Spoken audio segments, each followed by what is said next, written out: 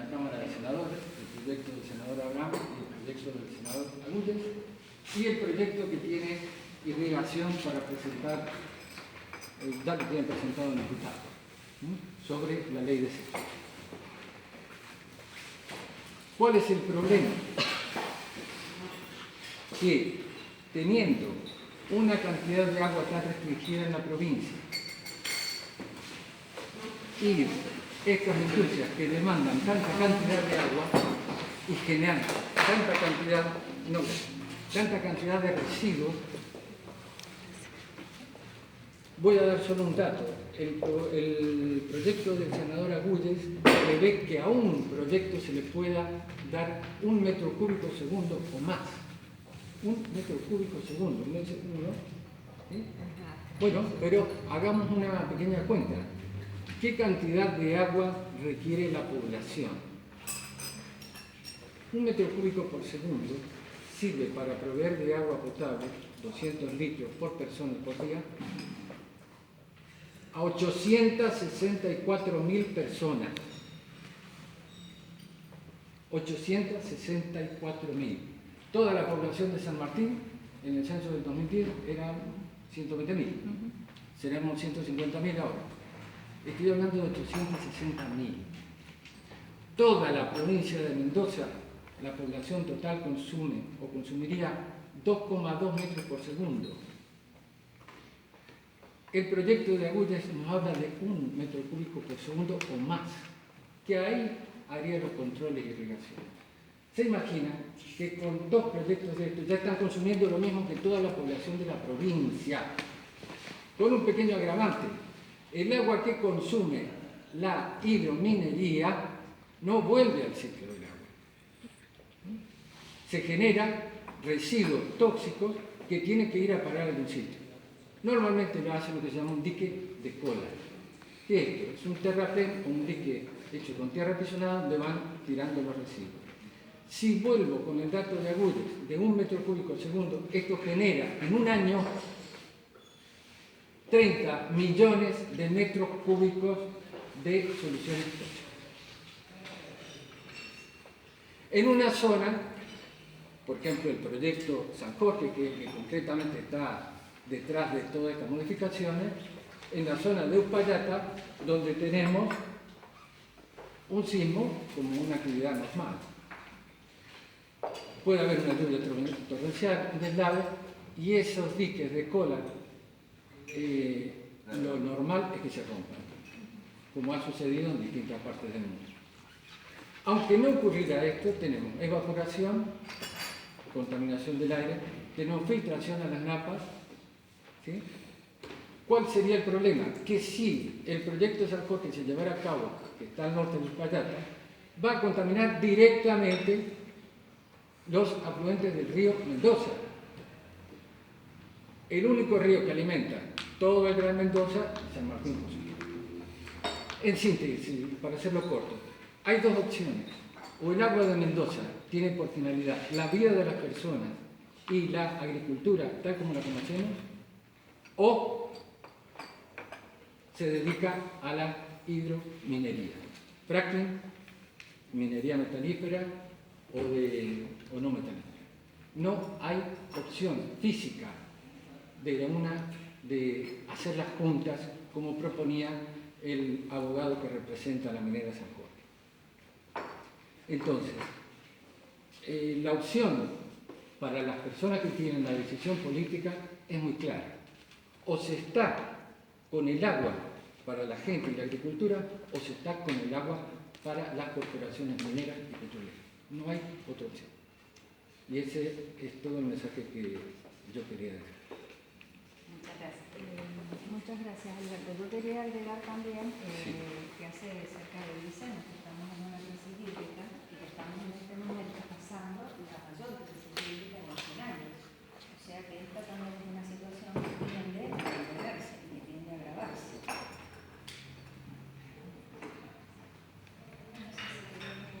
¿Sigo yo? Sí. Bueno, puedo engancharme. Lo mío es el tema salud y las sustancias tóxicas, y es lo que más preocupa por la experiencia de otros países. Estados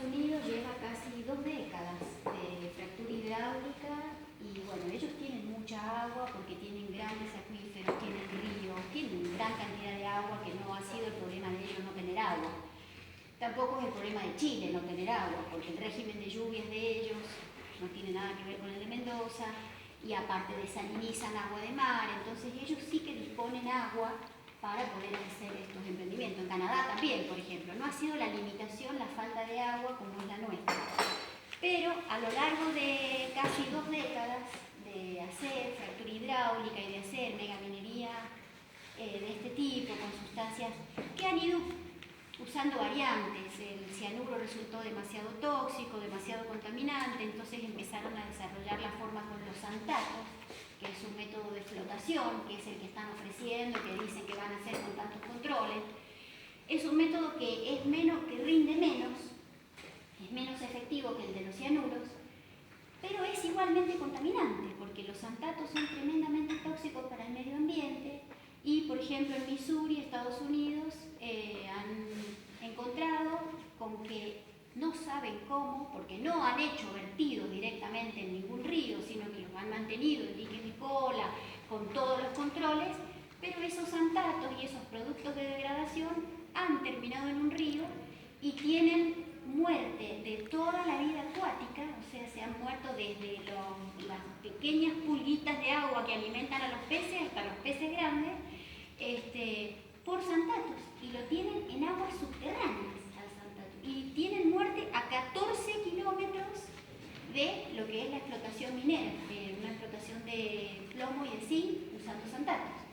Entonces, la experiencia de ellos es que las sustancias tóxicas, aunque hagan un control y aunque controlen los diques de cola, y aunque controlen, por ejemplo, en el fracking, los residuos tóxicos que vuelven, lo que se llama agua de flowback, que es el agua que retorna, que inyectan con los químicos y retorna del fondo de la tierra y vuelve con sustancias que están naturalmente a 3.000 metros, 2.000 metros, que son metales pesados, sustancias radiactivas, más los químicos que inyectaron, más las reacciones químicas que se dan entre esos productos a esa presión y a esa temperatura a 3.000 metros bajo la tierra. Entonces hay productos químicos nuevos que, aunque están haciendo infrarrojo, espectrometría de masa, microscopía electrónica para detectar esos productos químicos nuevos, todavía es una larga lista de más de 1.000 productos que no pueden identificar y que les encuentran en el agua y en el aire.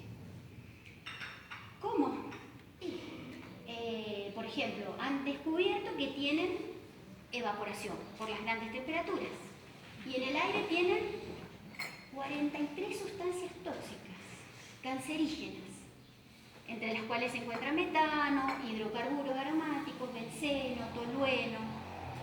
Claro, eso se está respirando, porque hay unas cantidades de todas esas sustancias, entre ellas, por ejemplo, radón, que el radón es radiactivo, tienen unos niveles de radón que, si el nivel permitido para la salud son, por ejemplo, 40 bequerelios, bueno, es una unidad de radioactividad, ellos tienen hasta 250 bequerelios en las casas. Entonces, claro, ¿qué tienen?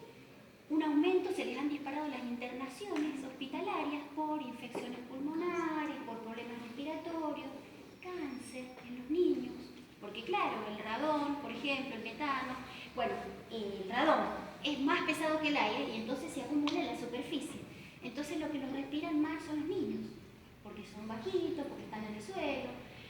Bueno, se les han disparado las hospitalizaciones por enfermedades pulmonares, se han disparado por el benceno, tolueno y los hidrocarburos aromáticos que están en el agua y en el aire, los embarazos de riesgo, y tienen un aumento de 4,5 veces problemas del tubo neural, es decir, nacen con malformaciones gravísimas, espina bífida, anencefalia, nacen directamente sin la cavidad craneal, hidrocefalia.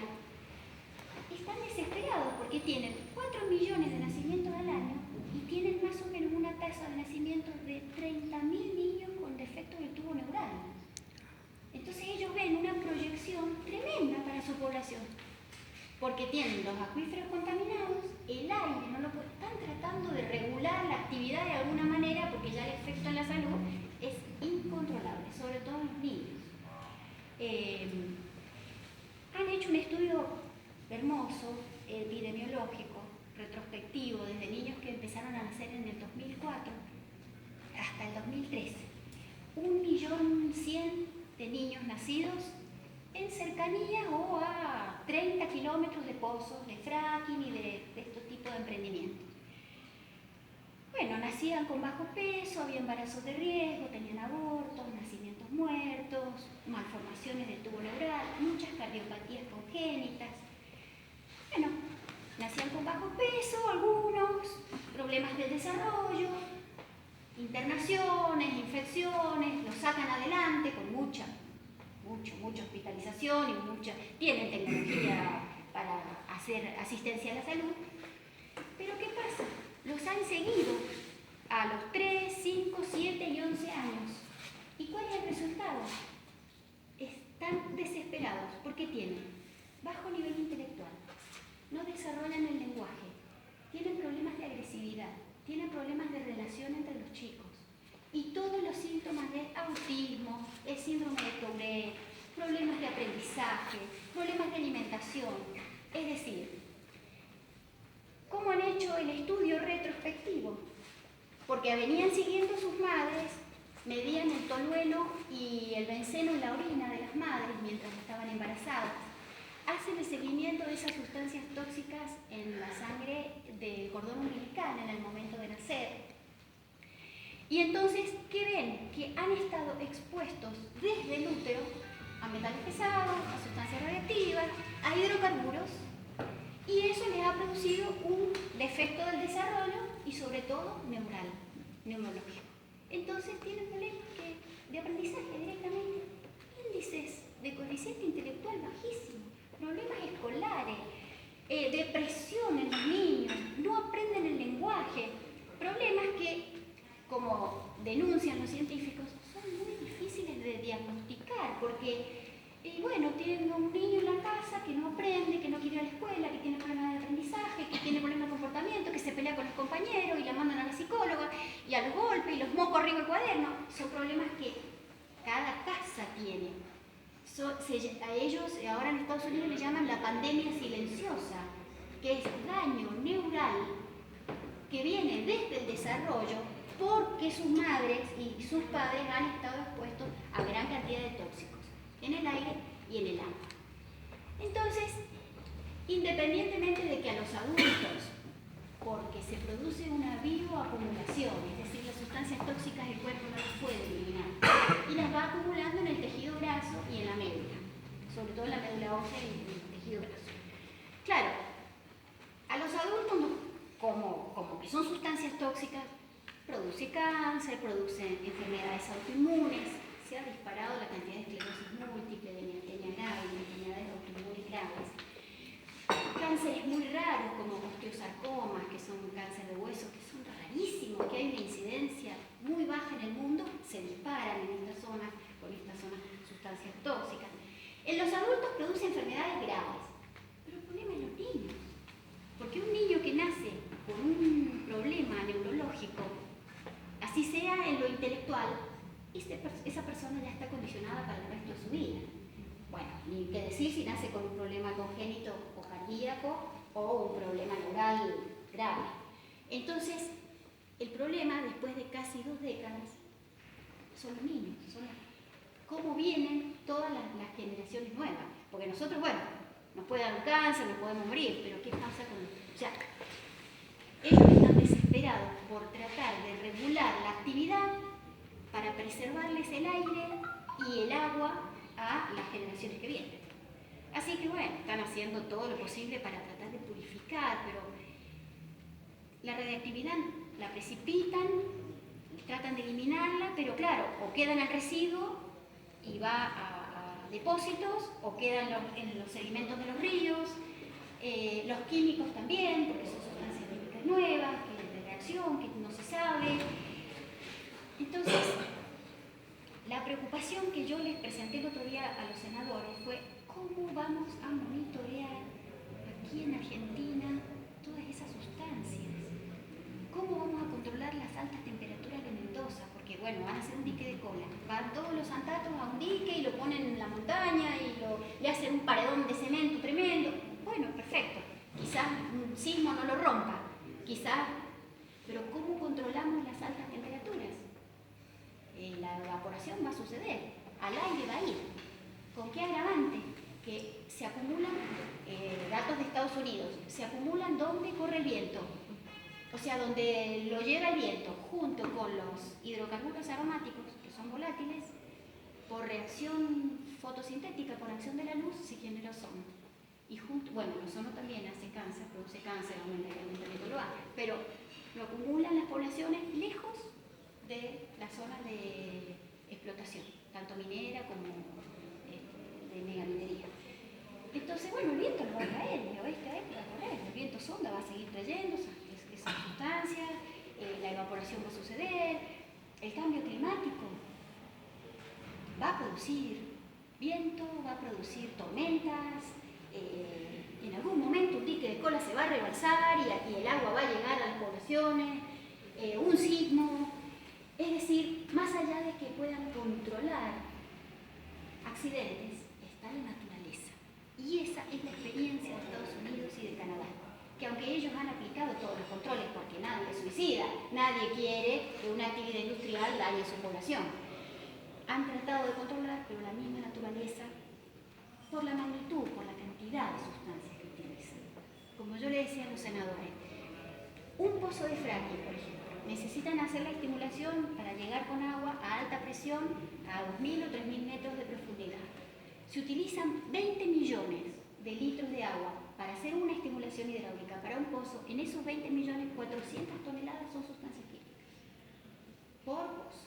Bueno, 400 toneladas, ¿qué hacen con ellas? O quedan debajo de la tierra, una parte vuelve y tiene que ir a ser depositada en residuos, en piques o a hacer algo, y trae metales pesados, trae radioactividad. Entonces, bueno, está el tema de manejar los residuos, está el tema de manejar la naturaleza y está el tema de los accidentes.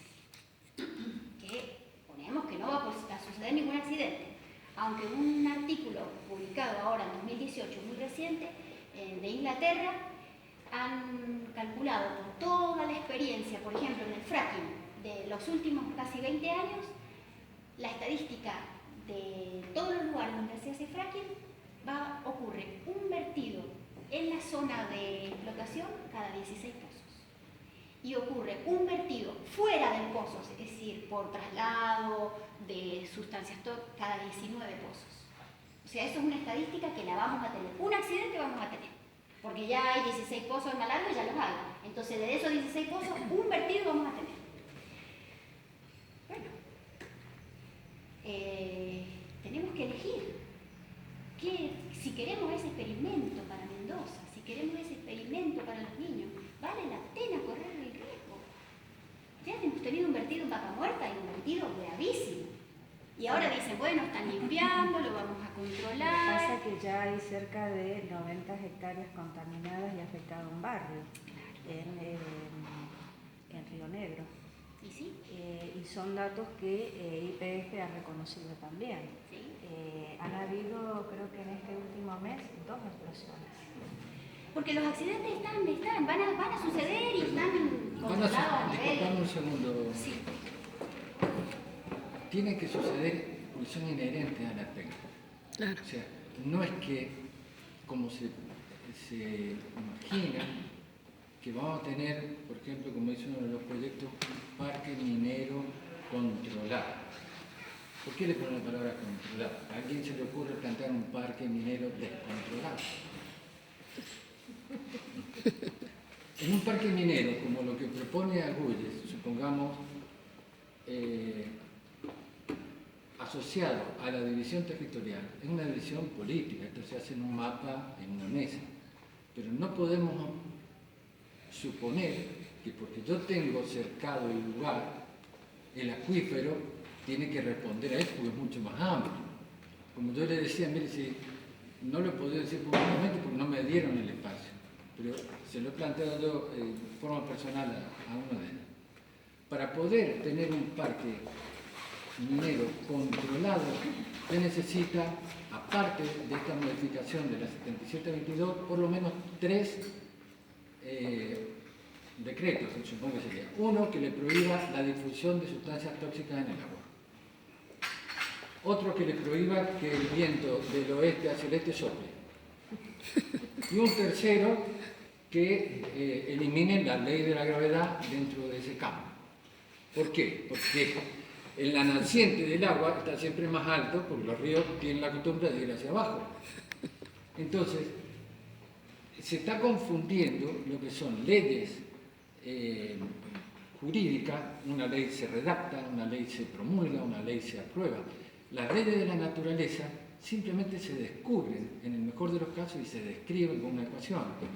Pero esas leyes, nos guste o no, todos y cada uno de nosotros, y el que se está sometido a ellas. Entonces, no se puede tener el control que se pretende, porque como les decía antes, al estar el mineral en concentraciones bajas y necesitar remover la tierra, cantidades inmensas de agua y de productos químicos, es inevitable la contaminación. En el caso de lo que planteaba recién con los pozos, 20 millones de metros cúbicos, 20 millones de litros en un pozo, eso es un mínimo, puede llegar hasta 40. ¿Sí? Que eso se insufla el material a las capas interiores, pero la presión de la tierra es inevitable. La misma presión hace que parte de ese líquido vuelva hacia arriba. Más o menos un 40%, 30-40%. ¿Y qué se hace con esos líquidos? Entonces, estos proyectos de ley que hay hoy en danza, respecto de derogar el 7722, se refieren a la minería metalífera. Si los aprueban, no hay control que valga, no se puede controlar a la naturaleza. El decreto 248 ya está firmado. Desgraciadamente vamos a tener los efectos a corto plazo. Y esta ley que está todavía sin demasiada publicidad, que es la ley de sequía, tiene dos puntitos que hay que considerar. Uno, donde se habla del agua como un bien de interés público, y esto da pie a que haya expropiaciones, a que haya regulaciones, y también de manera inédita en Mendoza, desde que existe la ley de agua del siglo XIX, se destina agua hacia la minería. Como les dije al principio, los números nos cantan que la hidrominería, es decir, la minería que utiliza estas cantidades grandes de agua, si queremos que la gente en Mendoza siga viviendo con salud, es impracticable. No hay controles que valgan. El otro argumento de que la ciencia y la técnica ahora ha evolucionado tiene... Sí, a eso, discúlpame que te interrumpa, a sí. eso, porque yo no lo veo como una cosa futura, yo lo veo como una cosa presente, lo que nos está pasando.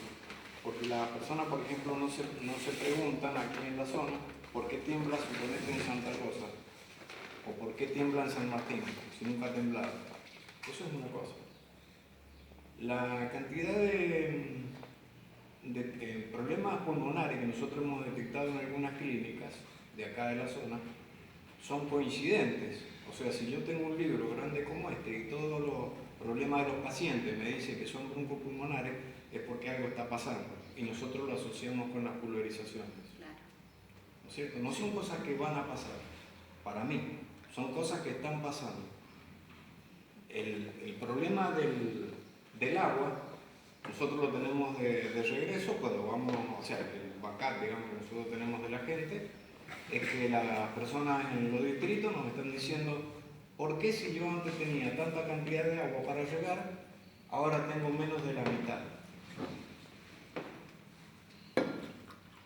Entonces no son cosas que las veo como que están pasando, sino que las veo relacionadas con lo que se llama zonas de sacrificio. Y que en algunos estudios que hemos estado viendo lo vienen hablando desde hace mucho tiempo. Que existen regiones donde se ha estado practicando todo esto de lo que estamos hablando, y que tienden a quedar despobladas y contaminadas, como es el caso de Hacha. ¿Cuánta gente empleó esa actividad en Hacha? 20 personas. No es una cosa que va a pasar, es una cosa que ya pasó. Hay un detalle, disculpa que te interrumpa allí, es que cuando se dicen los puestos de trabajo que se van a generar, nadie plantea los puestos de trabajo que se van a perder. Porque si aquí se contaminan, supongamos, Puerto Rojas tiene la naciente del río Atuel, en Zacapael, en la zona de Atuel Norte, están pillando tanto el río Atuel, en la parte más baja, como el río Diamante. El proyecto que tienen en Puerto Cercado se llama, el que tienen en Tupungato, ¿sí? Ahí tienen la naciente del río Tunuyán.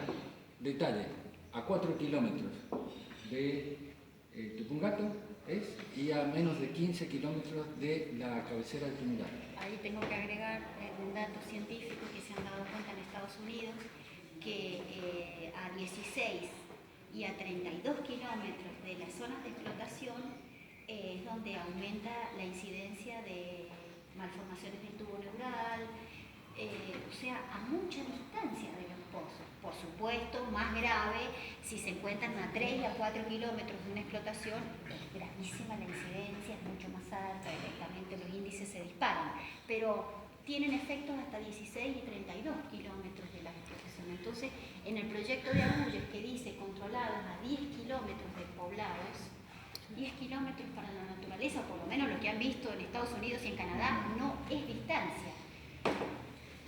Yo quería agregar algo, disculpen, reitera, soy acá de San Martín y he vivido en Centroamérica y sé los estragos también que se hace con la finca bananera, con la ananá, con la esterilización de las fumigaciones aéreas que produce en la gente, la familia, el cáncer de piel y las hormonas que le inyectan a la ananá o piña que se dice allá.